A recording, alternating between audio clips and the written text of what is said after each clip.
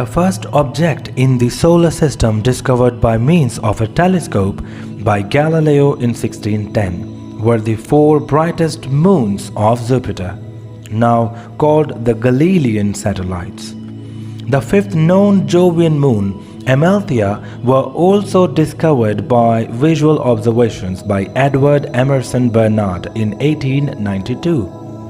All the other known satellites were found in photographs or electronic images taken with Earth-based telescopes or by the cameras on the Voyager spacecraft. Jupiter's multi-component ring was detected in Voyager image in 1979. Hello, my name is Akashvir and today we are going to delve into the mysteries of this cosmos. Today we are going to learn some different and special things related to Jupiter. Jupiter, the most massive planet of the solar system and the fifth in distance from the Sun. It is one of the brightest objects in the night sky. Only the Moon, Venus and sometimes Mars are more visible and brilliant. When ancient astronomers named the planet Jupiter for the Roman ruler of the gods and heavens, they had no idea of the planet's true dimensions. But the name is appropriate, for Jupiter is larger than all the other planets combined. It takes nearly 12 Earth years to orbit the Sun, and it rotates once about every 10 hours, more than twice as fast as Earth. Its colorful bands can be seen with even a small telescope. It has a narrow system of rings and 92 known moons, one larger than the Mercury and three larger than Earth's moon. Some astronomers speculate that Jupiter's moon, Europa, may be hiding an ocean of warm water and possibly even some kind of life beneath an icy crust.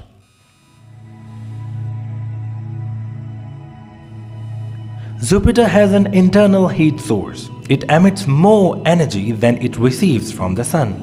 The pressure in its deep interior is so high that the hydrogen there exists in a fluid metallic form. This giant has the strongest magnetic field of any planet, with a magnetosphere so large that if it could be seen from Earth, its apparent diameter would exceed that of the Moon. Jupiter's system is also the source of intense bursts of radio noise, at some frequencies occasionally radiating more energy than the Sun. Despite all its superlatives, however, Jupiter is made almost entirely of only two elements, hydrogen and helium, and its mean density is not much more than the density of water. Knowledge about the Jovian system grew dramatically after the mid-1970s as a result of explorations by three spacecraft missions, Pioneers 10 and 11 in 1973 to 1974, Voyager 1 and 2 in 1979, and the Galileo orbiter and probe which arrived at Jupiter in December 1995. The Pioneer spacecraft served as a scout for the Voyagers, showing that radiation environment of Jupiter was tolerable and mapping out the main characteristics of the planet and its environment.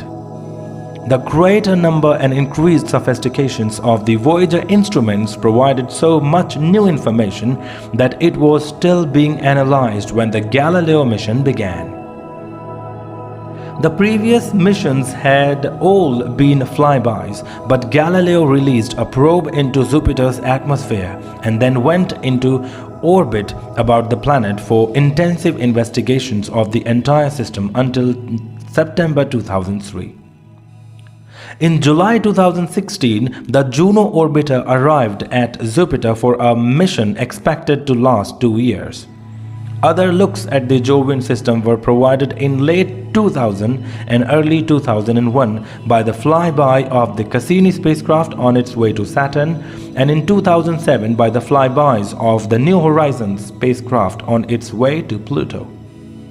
Observations of the impact of the fragmented nucleus of comet Shoemaker-Levy 9 with Jupiter's atmosphere in 1994 also yielded information about its composition and structure. Jupiter has an equatorial diameter of about 143,000 kilometers and orbits the Sun at a mean distance of 778 million kilometers. Of special interest are the planet's low mean density of 1.33 gram per cubic centimeter in contrast with Earth's 5.52 grams per cubic centimeter, coupled with its large dimensions and mass and short rotation period. The low density and the large mass indicate that Jupiter's composition and structure are quite unlike those of Earth and other inner planets. Even a modest telescope can show much detail of Jupiter. The region of planet's atmosphere is visible from Earth contains several different types of clouds that are separated both vertically and horizontally. Changes in these cloud systems can occur over periods of a few hours, but an underlying pattern of latitudinal currents has maintained its stability for decades. It has become traditional to describe the appearance of the planet in terms of standard nomenclature for its alternating dark bands called belts and bright bands called zones. The underlying currents, however, seem to have a greater persistence than this pattern. For example, the South Equatorial Belt has faded away several times and has even totally disappeared, only to reappear months or years later. The close-up view of Jupiter transmitted to Earth by spacecraft reveal a variety of cloud forms, including many elliptical features reminiscent of cyclonic and anticyclonic storm systems on Earth. All these systems are in motion, appearing and disappearing on timescales, and vary with their sizes and locations. Also observed to vary are the pastel shades of various colors present in the cloud layers, from the tawny yellow and that seem to characterize the main layer through brown and blue grays to the well-known salmon-colored great red spot, Jupiter's largest, most prominent and longest-lived features. Chemical differences in cloud composition, which astronomers presume to be the cause of variations in color, evidently accompany the vertical and horizontal segregation of the cloud system. Jovian meteorology can be compared with the global circulation of Earth's atmosphere on Earth. Huge spiral cloud systems often stretch over many degrees of latitude and are associated with motion around the high and low pressure regions. These cloud systems are much less zonally confined with the cloud systems on Jupiter and move in latitude as well as on longitude. Local weather on Earth is often closely tied to the local environment, which in turn is determined by the varied nature of planet's surface. Jupiter has no solid surface, hence no topographic features, and the planet's large-scale circulation is dominated by latitudinal currents. The lack of solid surface with physical boundaries and region with different heat capacities makes the persistence of these currents and their associated cloud patterns also the more remarkable. The Great Red Spot, for example, moves in longitudinal with respect to all the three of the planet's rotation system. Yet it does not move in latitude. The white ovals found at a latitude just south of the Great Red Spot exhibit similar behavior. White ovals of this size are found nowhere else on the planet. The dark brown clouds, evidently holes in the tawny cloud layer, are found almost exclusively near 18° north latitude. The strongest thermal emission is detected from the blue, gray or purple areas that occur in the equatorial region of the planet. The observations from Juno show that the poles are covered in swirling Earth-sized storms.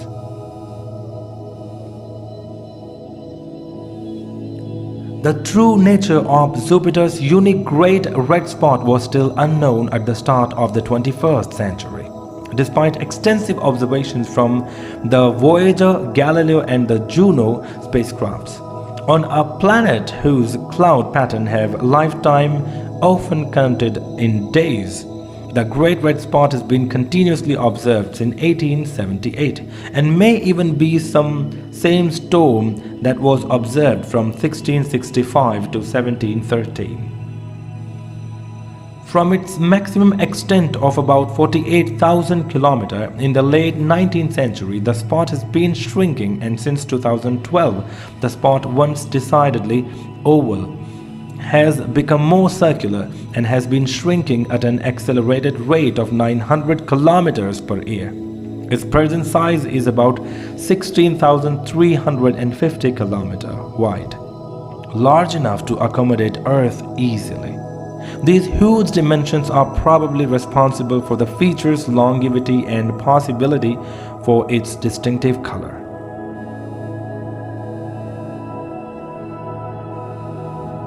The rotation period of the Great Red Spot around the planet does not match any of the Jupiter's 3 rotation periods. It shows a variability that has been successfully correlated with other Jovian phenomena.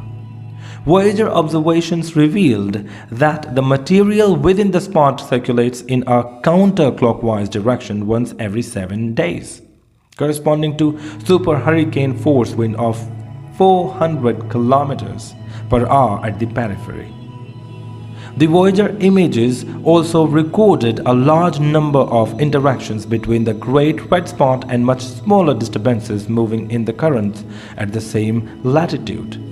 The interior of the spot is remarkably tranquil, with no clear evidence for the expected upwelling of material from lower depths. The Great Red Spot therefore appears to be a huge anticyclone, a vortex or eddy whose diameter is presumably accompanied by a great depth that allows the feature to reach well below and well above the main cloud layer. The red spot is heating Jupiter's upper atmosphere from below and making it hundreds of degrees hotter than would be expected from solar heating alone.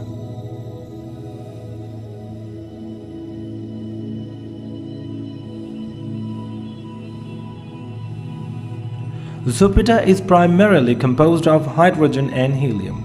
Under equilibrium conditions, allowing all the elements present to react with one another at an average temperature for the visible part of the Jovian atmosphere, the abundant chemically active elements are all expected to combine with hydrogen.